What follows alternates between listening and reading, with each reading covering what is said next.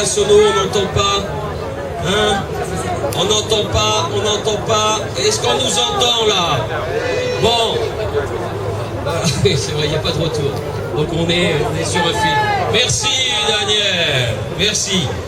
Oui, merci à vous tous qui êtes là présents. J'espère que ça va se remplir au fur et à mesure. En tous les cas, nous, on est très contents d'être ici. Vous savez, on se réunit avec nos amis d'Assez le Feu. Fatima qui est là, elle va se mettre là à ma gauche. Et merci. On peut s'applaudir là les uns les autres. On peut s'applaudir de s'être déplacés ici. Voilà. Non, parce que c'est comme ça que nous on voit les choses. Alors nous on veut rendre un grand hommage. Pourquoi on est là aujourd'hui? Comme c'est écrit derrière nous, c'est parce que vivre ensemble c'est mieux. Vivre ensemble, c'est avec nous que ce pays va grandir et que ce pays va se faire. Donc c'est un message très clair qu'on va envoyer à tous les politiques et qui a tout intérêt à honorer l'apport positif de l'immigration. Il ne faut pas oublier tout ce qui s'est fait dans ce pays et qui continuera à se faire avec l'apport de ces immigrés. Moi je voudrais qu'on les applaudisse très très fort, s'il vous plaît, pour l'immigration. On fait un effort, ceux qui n'applaudissent pas là, s'il vous plaît, pour tous les immigrés, tous ceux qui construisent et qui continuent à faire.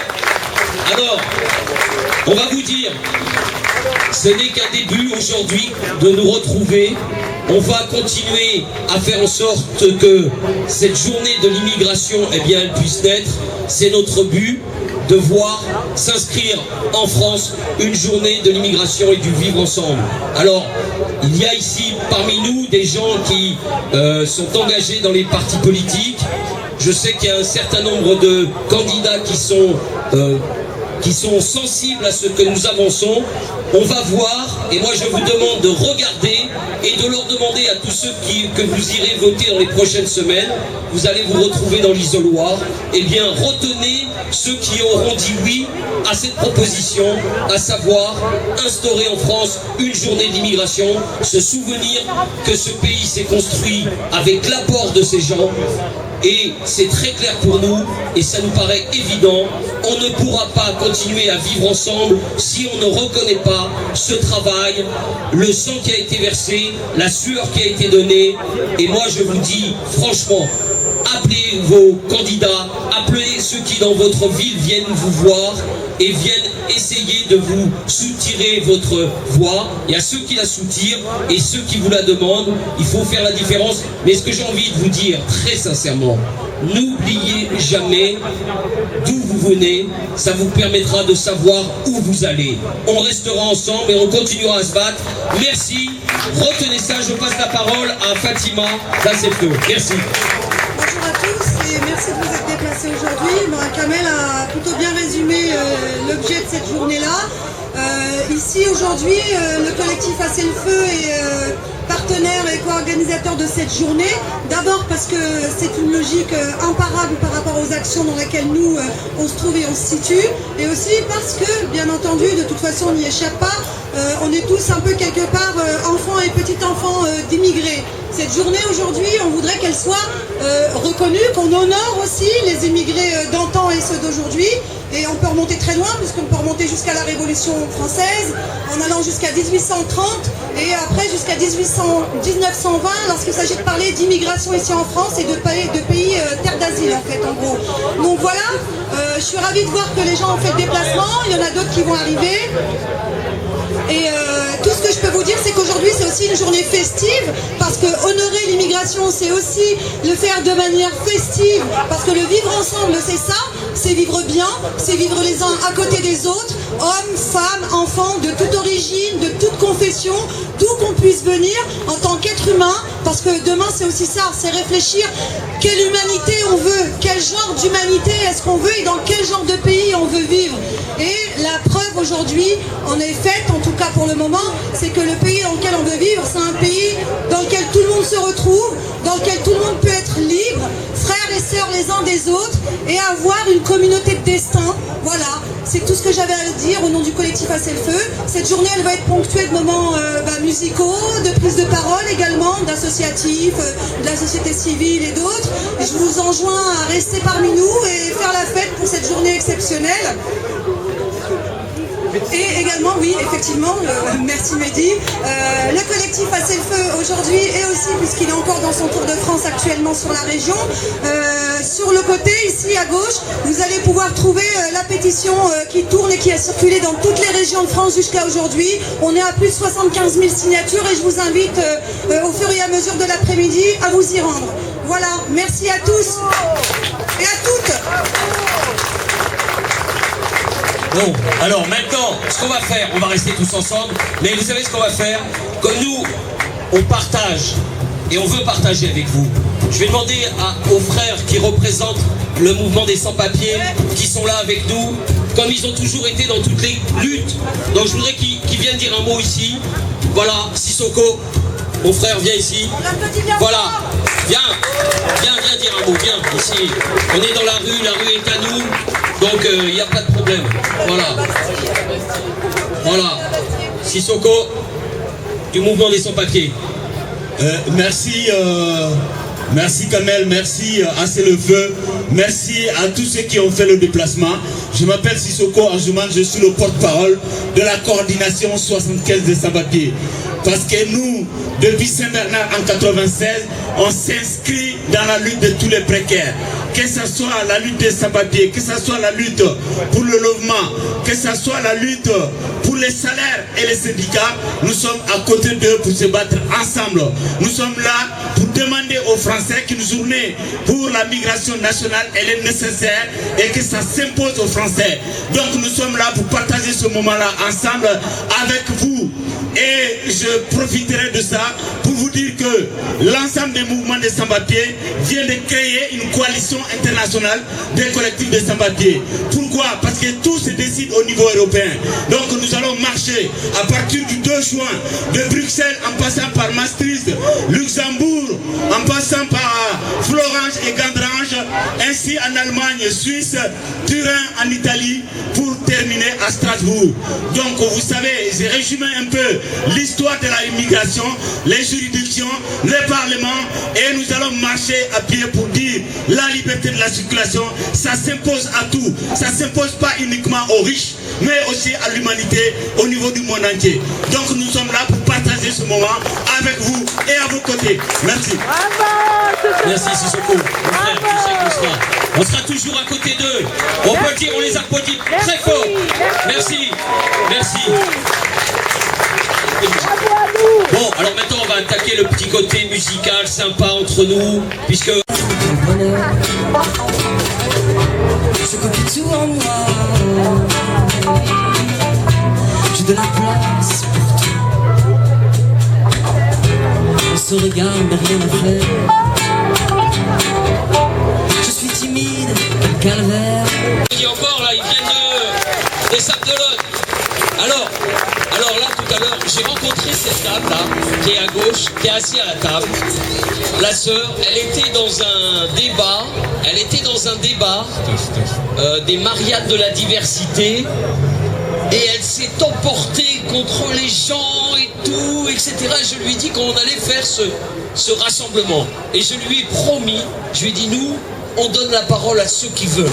Et voilà, je vais tenir ma parole. Donc, elle va venir nous voir tout de suite. Viens. Elle va vous dire ce qu'elle a à vous dire. Mais voilà, moi, quand je promets quelque chose, eh bien, j'essaie de me tenir à ce que j'ai dit. Voilà. Viens ici. Voilà, alors. À madame, qui va se présenter et qui va nous parler 2 instants. Vas-y. Bonjour à tout le monde. Je suis très heureuse de me présenter ici. Je suis princesse Sylvie Django. Donc, mon cher frère, on s'est rencontrés au Sénat. Vous saviez, le Sénat français, c'est là où on prend toutes les décisions. Donc, on s'est rencontrés au Sénat. Et puisque même étant petite, une petite guerrière comme moi, mais très efficace, parce que nous avons envie de faire de la France notre cher pays bien-aimé qui nous accueille. Mais nous avions envie aussi de l'autre côté que la France fasse sa part. Donc, je me permets de vous dire que vraiment je suis contente que nous nous retrouvons ici, mais que cette journée que nous revendiquons, de pouvoir reconnaître que les gens sont morts pour nous, il y a des gens, des familles entières qui sont morts pour nous. Donc aujourd'hui, nous sommes là pour revendiquer que l'État puisse entendre notre voix, puisse nous accorder une journée de l'immigration. Qu'on ne fasse pas de l'immigration un souffle-douleur, que l'immigration soit quelque chose de reconnu par la France et que à chaque moment, pendant les élections, que vraiment on nous laisse de côté comme tout, vraiment tout français, tout française, que nous puissions aussi être libres, que ça nous permet aussi de laisser nos enfants regarder dignement la télé. Parce que quand l'enfant regarde la télé et que nous sommes stigmatisés, ça fait que l'enfant est frustré à l'école à tous les niveaux. Alors comme j'ai écrit au président Sarkozy,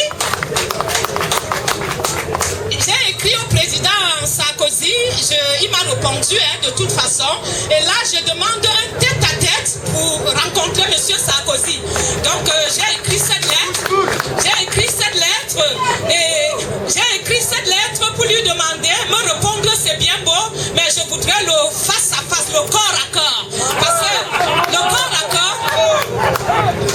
corps, parce que même si en France, on ne me reconnaît pas comme princesse, mais quand même au Cameroun, chez moi, je suis une grande princesse, une grande guerrière. Donc j'ai demandé cela à notre cher président. Je ne sais pas s'il va continuer à être là ou il partira après. Mais mon souhait est que quel qu'en soit lui, quelle qu'en soit la personne qui va venir, on serait obligé de se rencontrer et de faire le corps à corps, le face à face. Parce que nous avons besoin que la France vraiment accepte aussi vraiment cette immigration, puisque la France a été construite avant 45 avec des personnes venant de loin. Il faut que pendant la richesse soit aussi partagée pour que nous soyons tous ensemble parce que la génération nouvelle serait quoi? Le métissage. Donc la génération qui vient après serait que le métissage. Et dans le métissage, on aurait les Italiens, on aurait tout le monde, on aurait vraiment les Africains. Donc il faut que la France nous accepte tels que nous sommes et que la France nous laisse aussi la place et que nous puissions aussi de l'avant, que nous puissions aussi aller de l'avant et qu'on ne nous dit pas seulement on vous aide, restez avec avec le RSA, mais qu'on ouvre les grandes écoles à nos enfants aussi, que nos enfants puissent aussi progresser parce que nos enfants sont aussi l'avenir de demain de la France. Donc aujourd'hui nous voulons tellement vraiment attendre parce que moi mon association c'est ADRA et mon association ADRA c'est quoi? Sur internet www.secoursolidarité.com. Mon combat c'est sur les accidents de la route. Donc j'habite Versailles, j'œuvre sur tous les fronts avec M. Kamel, j'y suis président d'ADRA, j'y suis. Donc je travaille pour la prévention et la sensibilisation routière et je suis à tous les fronts. Les Mariannes de la République, j'y suis parce qu'il faut qu'à un jour donné qu'on accorde cette parité de pouvoir composer avec les autres. Parce que là, la France ne pourrait plus avoir l'envie de ne plus enseigner son histoire vraiment en pleine école. Donc la France sort son histoire du coffre et expose en plein jour. Et c'est pour cela que nous sommes là aujourd'hui. Donc je vous invite les unes des autres que nous soyons forts pour aller au combat parce que c'est tous ensemble que nous y arriverons. Ce n'est pas chacun dans son coin. Et j'aime ce pays d'immigration et j'aime tout le monde et j'aime la France en tant que prophétesse et tous ensemble un mot, continuons. Allez.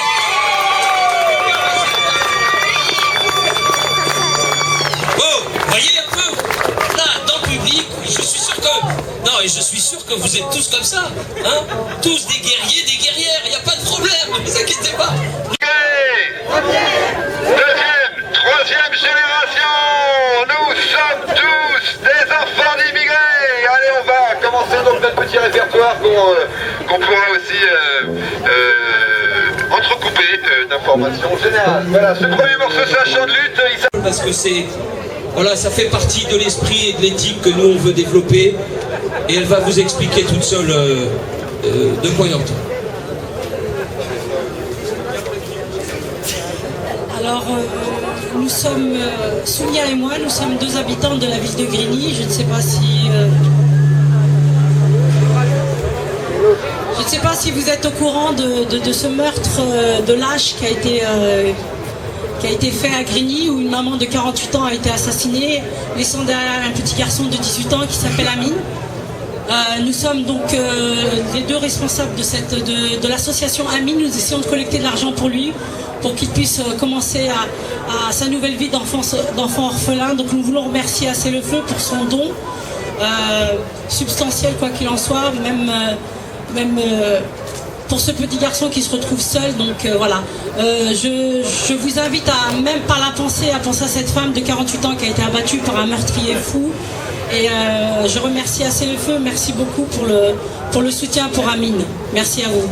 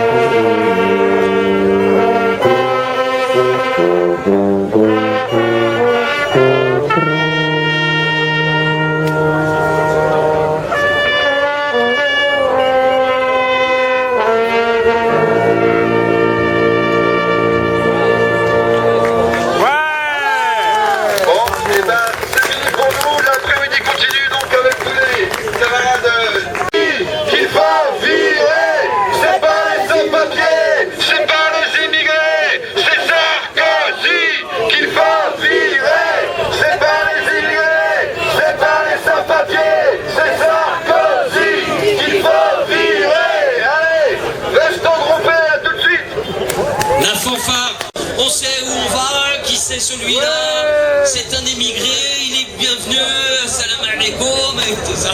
Okay. Bon, je me présente, je suis un Algérien, je viens d'Oran. Merci.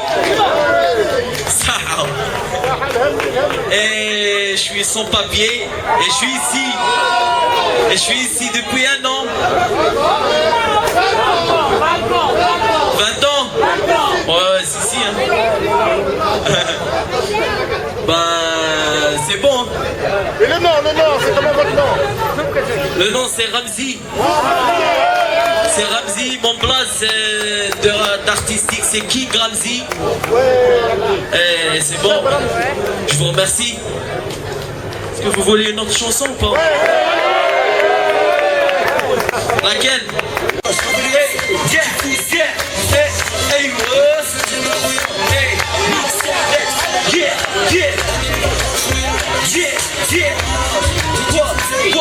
Laisse Paris, tout le monde, gagne son papier.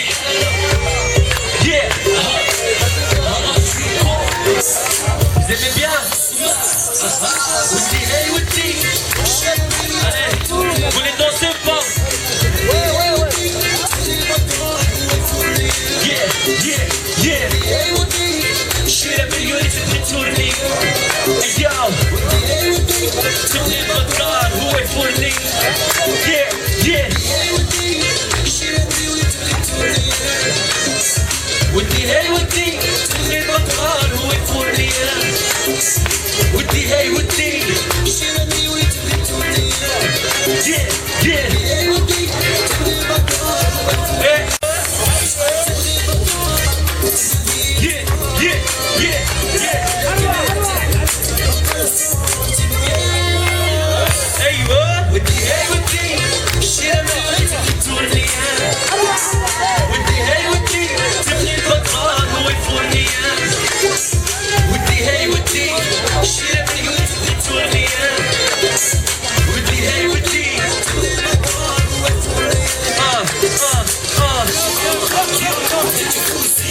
Yeah, yeah. Hey yo.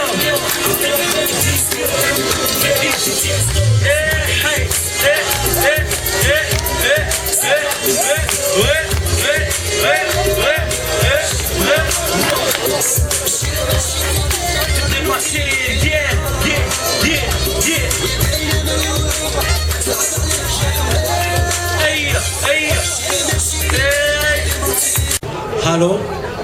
Hey. Hello. Shalom. C'est toute la diversité qu'on peut trouver en France. Hein. Namaste. Katiana. Dzień dobry. Dobry dzień. Buenas tardes. Exactement. Bonjour. Ah ouais, ça dit Godard. Ekoni. Hola. Et on va continuer comme ça. Hey. On va la trouver, on va réunir. Sutmae, konnichiwa. Ni hao. Continuez, continuez. Azul. Bonjour. Tachi. Abadjena. Dobarden. Zdravo. Kiora, Marie-Marie. Allez, on continue. Stelemache. Satsiakal. Bunyaziwa. Et ouais. JJ. Anne Moudjom. Günaydın. Ou marhaba. Tashidelek. Malote Moli. Ou Malote Ketaki. Nangadef. Sani Bonani. Salamu alaikum. Qui se souvient alors que dès 1882, la première fois qu'on a dit dehors les étrangers, c'était aux Belges. Les Belges. Cette histoire, vous pouvez aussi la trouver dans Zola, Germinal. Ces Belges ont traversé la frontière individuellement, spontanément, et sont venus dans les mines du nord de la France. Qui s'en souvient? Qui se souvient qu'après ces Belges, on a eu la vague de l'immigration polonaise, catholique. Et alors aux catholiques, on les insultait de trop catholiques. Ils ont été suivis par l'immigration polonaise juive, évidemment qui quittait un territoire où il y avait trop d'antisémitisme et trop de racisme. La communauté juive polonaise a subi toutes les insultes dans les mines du nord de la France. Elle a été suivie, évidemment, par toutes les immigrations que vous connaissez, espagnoles, italiennes. Combien d'Italiens dans ce pays? Portugais aussi. Attendez, je vais y venir, toutes les immigrations. Bien sûr, mais les enfants originaires de l'immigration italienne, est-ce qu'eux-mêmes savent qu'ils représentent plus de 4 millions de personnes dans ce pays? Bien sûr, il y a l'immigration portugaise. Dans ces mêmes mines, il y a l'immigration marocaine. Les mines du nord de la France, moi je suis originaire du nord de la France. Mon père est venu en tant que mineur. Dans ces mines, les mineurs marocains se sont battus pour leurs droits. Qu'est-ce que ça veut dire? On les embauchait, il y avait ce qu'on appelait des pisteurs. qui venait dans le sud berbère, en fait, au Maroc, qui les pistaient, on regardait leurs dents, leur taille, et surtout, il ne fallait pas qu'ils soient trop intelligents, parce que les intelligents, vous savez, ils mènent des grèves. Donc surtout pas les intelligents, donc il fallait jouer au con. Hein. Et ils sont venus en France, évidemment, les pisteurs leur vendaient le rêve français, en fait. Et ce rêve français, évidemment, c'était les droits, les syndicats, on va vous donner de bons salaires, etc. Évidemment, ils ne connaissaient pas leurs droits, et on les renvoyait dans le pays. Et puis le pisteur allait les rechercher pour qu'on ne paye pas les congés payés. C'était la même arnaque qu'on avait mis en place avec les Polonais. Et quand ils se sont mobilisés, ces Marocains, dans le nord de la France, eh bien, il y a eu ce qu'on appelle les ratonnades. C'est-à-dire des gens extrême droite ou racistes, en fait, qui venaient, sans qu'on leur demande, aider la police pour casser les grèves. Il fallait surtout pas que ces immigrés accèdent aux droits. Pourtant, qu'on soit bien d'accord entre vous et nous. Pourquoi les gens viennent dans un pays? Ils fuient la misère, la malnutrition, c'est ce qu'ont fait les Italiens notamment. Ils ont quitté la malnutrition, ils se sont enfuis de ces pays vers des pays limitrophes. Ils viennent en France, les immigrés, parce qu'il y a une promesse de promotion sociale. S'il n'y avait pas de promesse de promotion sociale, il n'y aurait pas d'immigration. Ça ne pourrait pas tenir.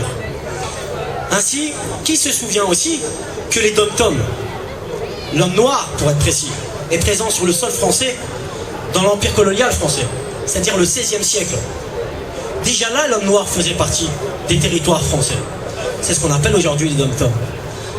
Alors, toute cette histoire, nous, quand on pose la question qui se souvient, nous on répond nous nous souvenons. Et nous nous souviendrons toujours de ça. Nous nous en souvenons parce que quand on dit la France multiculturelle, c'est pas une France qui a choisi d'être multiculturelle. Elle est multiculturelle de fait, c'est son histoire. La multiculturalité, c'est un fait historique. Aujourd'hui, on ne peut pas revenir en arrière. C'est l'histoire de France. Aujourd'hui, vous ne pouvez pas vous dire français si vous ne savez pas, si vous n'êtes pas conscient que cette histoire de France, oui, elle est faite des monarchies. Oui, elle est faite de l'histoire de la République. Mais elle est faite surtout de ces vagues migratoires qui ont enrichi les langues, qui font qu'aujourd'hui vous pouvez vous appuyer sur des ferrailles, que vous êtes sur du goudron, que ces lumières sont éclairées. Ce sont les vagues de migration qui l'ont permis. Ce qui fait que notre langue est enrichie aujourd'hui, que la France est la 5e puissance mondiale, avec la 2e flotte maritime du monde. C'est l'histoire de l'immigration. Donc quand on parle de l'immigration, beaucoup de gens sont étonnés du propos qu'on tient. En fait, on parle juste de l'histoire de la France. Et pour moi, dorénavant, il n'y a que 2 catégories de Français, pour être clair, parce qu'il y en a. Il y a ceux qui ne le savent pas, qui sont ignorants, et il y a ceux qui le savent. C'est tout. La France est multiculturelle parce que historiquement, la multiculture, c'est l'histoire de la France. Et là-dessus, on devra être tous d'accord. Ceux qui représentent l'avenir demain, ceux qui représentent l'avenir sont les gens qui sont conscients de cette histoire de la France. Il n'y a pas à en rougir, elle est faite de belles choses, elle est faite de mauvaises choses. Quand on parle de la question postcoloniale, lorsqu'on parle de la guerre d'Algérie, bien sûr ce sont des douleurs, évidemment, mais n'empêche, les enfants sont présents là aujourd'hui, et ces enfants sont français, et vous n'allez pas leur retirer cette histoire, c'est impossible. Et cette histoire, moi qui suis marocain, franco-marocain, je l'ai en commun avec les enfants d'Algériens, que je le veuille ou non, elle fait partie de mon histoire. De même, l'histoire des Polonais, l'histoire des Sénégalais, ces tirailleurs sénégalais. Vous savez, je vais vous raconter une petite histoire sur les Sénégalais. D'ailleurs, ils n'étaient pas tous chez les tirailleurs sénégalais, ils n'étaient pas tous sénégalais, il y a beaucoup d'Africains des pays limitrophes. Vous savez, l'histoire du 25e régiment de tirailleurs sénégalais, c'est une histoire très triste. Il y a des tirailleurs sénégalais qui se sont rendus compte qu'on ne les traitait pas de la même manière que les autres combattants. Pourtant, face à la mort, nous sommes tous égaux. Eh bien, ils se sont mutilés parce qu'ils n'avaient pas les mêmes équipements. Ils n'étaient pas protégés par la même qualité de casque. Ils n'avaient pas les mêmes pensions. Vous connaissez cette histoire de pension. Et c'est triste. Cette histoire, elle est triste. Il ne faut pas en faire de revanche. Mais qu'est-ce qu'on en a fait? Comme ils se sont mutilés, d'accord, à Tiraroy, exactement, à Dakar, 280 tirailleurs, on allait chercher l'armée, la gendarmerie, et on les a tués pendant le sommeil. Cette histoire, vous la retrouvez dans l'histoire de la France, et nous devons l'assumer aujourd'hui. Il n'y a aucune revanche à aller chercher, aucune haine à aller chercher, il faut juste regarder l'histoire de la France dans ce qu'il y avait réellement, en fait. Et elle est admirable aussi. Elle n'est pas que sévère. Elle est admirable parce que regardez les visages autour de vous aujourd'hui. C'est ça la France, en fait. Et aujourd'hui, il y a des gens qui nous répètent que la France, c'est pas ça. Pourtant, la France réelle, elle est là. La France réelle, c'est pas la France légale. C'est pas ce qu'on voit à la télé, c'est pas les classes dirigeantes politiques. La France réelle, elle est là. Sauf que cette France réelle, on veut pas la laisser émerger parce que justement, ils n'ont pas grandi avec cette France-là. Dans les quartiers populaires. C'est étonnant de voir que dans les quartiers populaires, il y ait autant de communautés présentes, d'immigration présente, et les gens du 16e vivent entre eux, c'est normal. Et osent venir dire que le communautarisme existe dans ces zones-là. Le seul communautarisme qui existe aujourd'hui, c'est le communautarisme des riches blancs qui veulent rester entre riches et blancs. Et il n'y a pas de rage à le dire, il n'y a aucune rébellion, aucune révolte dans ce que je suis en train de dire. C'est l'histoire de la France, c'est la réalité statistique, la réalité démographique, géographique de ce qu'on appelle la France. Et c'est pour ça, au nom de cette réalité sociologique, que moi je dis j'aime la France. Parce que la France dans laquelle j'ai grandi, moi, elle est faite de toutes les langues que je vous ai citées auparavant, des langues que je connais moins, des langues que je connais plus, des histoires que je connais moins, des histoires que je connais plus. Et moi, j'ai un gamin, par exemple, et moi, je veux que mon gamin il connaisse ces histoires. Je veux qu'il comprenne pourquoi chacun d'entre nous, nous sommes présents, qu'il comprenne ce que veut dire la France quand on dit la France. C'est là qu'on comprend mieux l'histoire du combat des sans-papiers. La plupart des gens pensent que les immigrés viennent pour prendre un dû. Les immigrés ne viennent pas prendre un dû. Lorsque vous leur donnez leur dû, c'est qu'ils ont travaillé, qu'ils ont su et jamais on leur a donné quelque chose gratuitement. Et c'est pas la question, on ne veut rien leur donner gratuitement. Bien sûr qu'on fait preuve de solidarité. Mais lorsqu'ils viennent le prendre, c'est parce qu'ils ont travaillé. Et qu'en plus, malgré les accords bilatéraux qui ont été signés par la France, c'est-à-dire la binationalité que souvent on nous reproche, c'est la France qui l'a signé de sa main, c'est pas nous. Qu'en plus, ils vous donnent leurs enfants. Ce sont vos enfants qu'ils vous ont donné.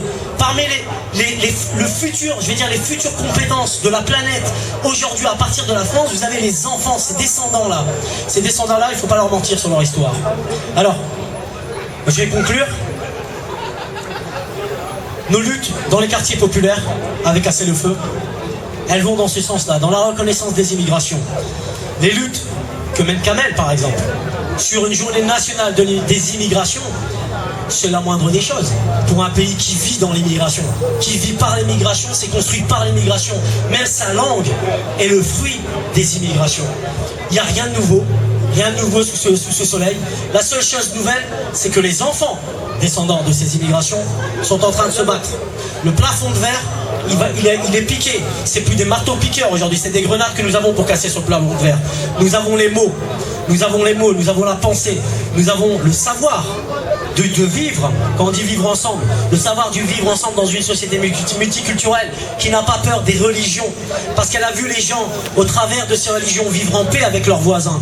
Alors bien sûr, c'est facile de pointer les problèmes qui se posent dans des communautés diverses. C'est beaucoup plus facile de les montrer que de les montrer là où la communauté est homogène. C'est évident. Mais en dehors du jeu et du mauvais jeu qui est en train de se jouer, nous savons aujourd'hui que nous avons à nous souvenir, que nous avons un pays à construire. Ça, c'est la France. Nous allons le construire. Quand je dis la France, je parle de la France hexagonale et outre-mer. Et nous avons à penser la France dans une multitude de couleurs, de confessions, d'histoires différentes que nous devons regarder en face. Beaucoup de gens sont tristes lorsqu'on dit oui, il faut regarder la colonisation. Ils ont peur. Alors peut-être les anciens, je peux comprendre que ça soit des histoires douloureuses, mais il va falloir qu'on le regarde en face. Ou vous le faites maintenant et vous êtes dans l'avenir, ou vous ne le faites jamais et dans ce cas-là vous êtes dans un obscurantisme réel, ou une ignorance, et dans ce cas-là il va falloir vous cultiver. Je suis désolé, il n'y a pas d'autre terme. En tout cas, merci à vous d'être présents aujourd'hui. Merci à vous de participer à cet événement. Je vous donne aussi rendez-vous le 14 avril, c'est-à-dire la semaine prochaine, à Clichy-sous-Bois. C'est en banlieue, oui. Pour les gens qui habitent au centre de Paris, n'ayez pas peur, hein. C'est 20 minutes, 30 minutes en voiture. Donc, passer le périph', ça ne demande pas tant d'efforts. Venez à l'espace 93 Clichy-sous-Bois, il y a un débat national sur la banlieue, justement. Parce que nous considérons que c'est le citoyen aujourd'hui qui doit réaliser les expertises sur sa propre vie. Quelles sont ces expertises que l'on porte, nos histoires, justement, les mettre en commun, trouver des solutions à nos problèmes. Parce qu'on le voit bien, depuis 30-40 ans dans les banlieues, justement, comme on les appelle, les solutions existent, mais jamais on a voulu les pratiquer. Vous êtes invités, c'est le 14 avril, espace 93, Clichy-sous-Bois. Merci à vous. Oui. Vivre ensemble, c'est mieux. Oh, vivre ensemble, c'est mieux. Vivre ensemble, c'est mieux. Partager à deux. Vivre ensemble, c'est mieux. Vivre ensemble, c'est mieux. Vivre ensemble, c'est mieux.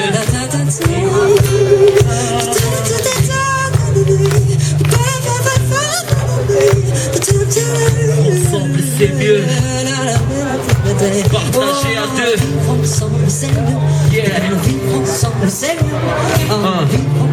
c'est mieux.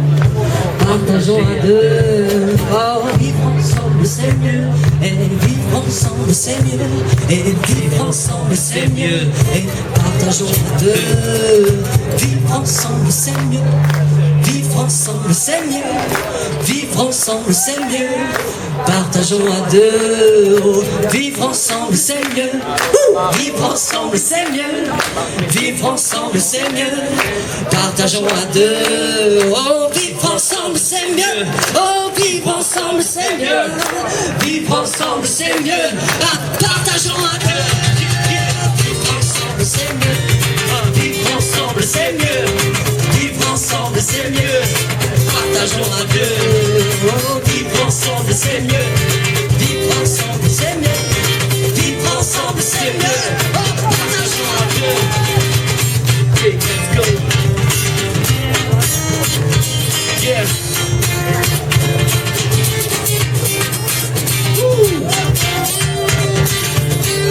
Allez Dalila, t'es chaud Dalila? Attention Dali. Yeah.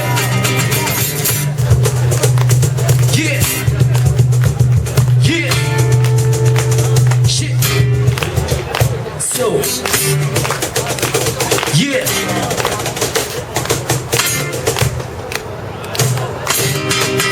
Oh, vivre ensemble c'est mieux. Oh, vivre ensemble c'est mieux. Yeah. Vivre ensemble c'est mieux. Partageons à deux. Oh, vivre ensemble c'est mieux. Oh, vivre ensemble c'est mieux. C'est mieux. Vivre ensemble c'est mieux. Allez vas-y Gini. Allez vas-y. Yeah. Yeah. Yo, yo, yo, yo, yo, yo. Ok, let's go, bak fizik ma prosi. Gram si łazitej, jak si w te nogie. Płatnie profi, chcę rakiet. Taki pleby u dzieje, będę się ble. Porać bzem, yo, porać bzem, yo. Vivre ensemble c'est mieux. Vivre ensemble c'est mieux. Oh, vivre ensemble c'est mieux. Oh, vivre ensemble c'est mieux. Partageons à deux. Vivre ensemble c'est mieux. Oh, vivre ensemble c'est mieux. Oh, vivre ensemble c'est mieux. Oh, partageons à deux. Vivre ensemble c'est mieux. Vivre ensemble c'est mieux. Vivre ensemble c'est mieux. Partageons à deux. Partageons à deux.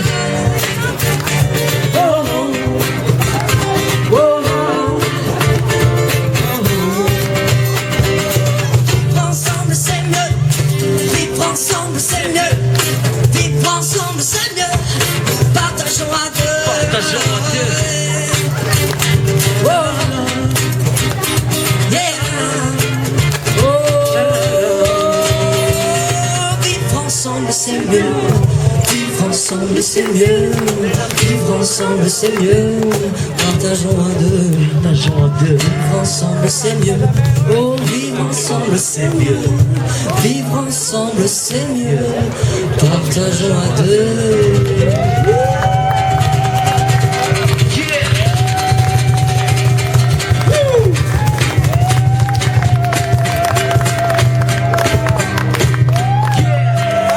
Vivre ensemble c'est mieux. Vivre ensemble c'est mieux, partageons à deux. Vivre ensemble c'est mieux. Vivre ensemble c'est mieux. Allez, vivre ensemble c'est mieux. Partageons à deux.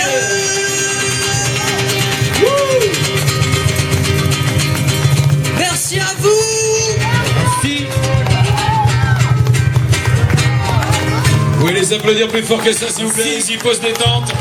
Et King Ramsey avec eux pour finir cette belle journée en musique. On va continuer, on va vous mettre de la musique quand même. La journée n'est pas complètement finie. Applaudissez encore très très fort. Pause détente. Accompagné de Kim Ramsey cet après-midi. On va se retrouver parce que nous aussi on va rien lâcher. On se retrouvera pour que soit instaurée une journée de l'immigration et du vivre ensemble. Vivre ensemble c'est... Ok. Allez.